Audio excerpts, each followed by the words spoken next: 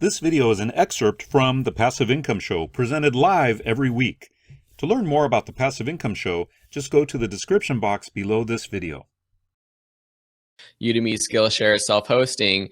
Well, first, I would definitely check out our last week's blab, which was interviewing a guy who is just incredibly doing really well on Skillshare. So you can click Dave's or my profile and view our past blabs, or join the Facebook group, which I just posted in the comments, and you can see the links to all of our past blabs there. But Skillshare is great. I've found that it's great for more creative courses, design, photography, those types of things, DIY projects. But Jake, who was on last week, was telling us that he was actually visiting the Skillshare team in New York, and they are really focused and excited about having classes on all sorts of topics. It's not just for those artsy types. And the key to success on Skillshare, I believe, is shorter courses, 15 to 30 minutes, and very much project-based, so that you're really teaching how to do one type of thing. So you're not necessarily teaching how to use Photoshop. You're teaching people how to create a logo, or how to create your YouTube channel art, or how to create a thumbnail image for YouTube, or some sort of specific project. Those seem to do really well. I mean, like if I was doing a cooking course, for example, on Skillshare, not that I would ever do a cooking course, but I wouldn't just do like how to cook or how to cook Italian food. I would do like a very specific recipe. And I think that's how you would do good on Skillshare. But the potential is great. The downside is that it's a little bit unclear how much you make every month. You basically get paid at, I think, the 15th or the 16th of every month, and you just get a PayPal email saying Skillshare sent you money, and you don't really know how much you've made up until that point. Can't track it. Yeah, unless you track it. Like Jake was saying something about you make about $2 or something, $1 to $2 per new student enrolled in your class. So anyways, that's Skillshare.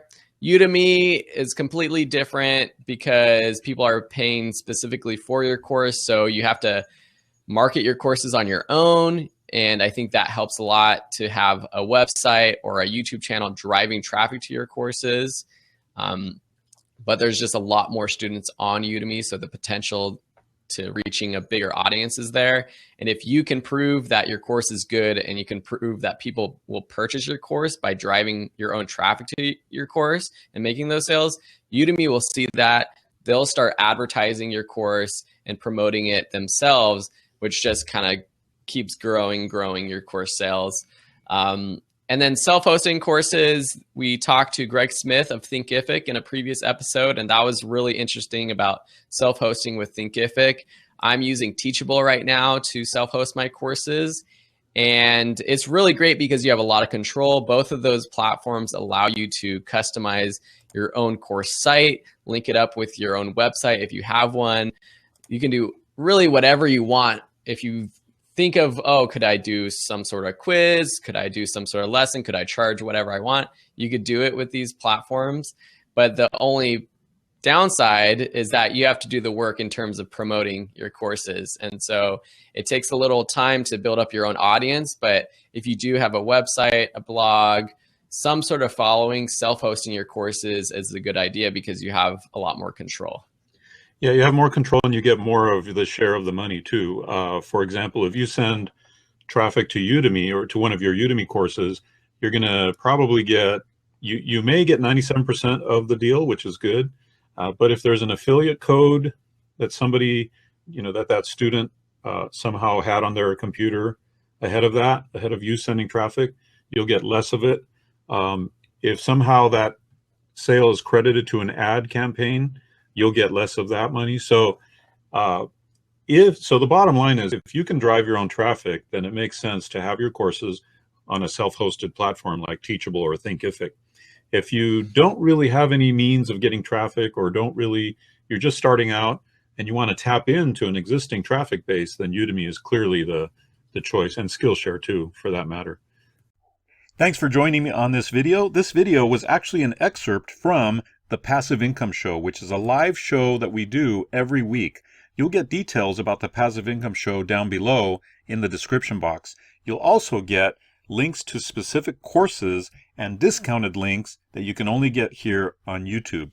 So as always, we would love for you to like, comment, and subscribe to this channel, because we're going to be uploading tons of valuable content, valuable video to help you make a passive income online.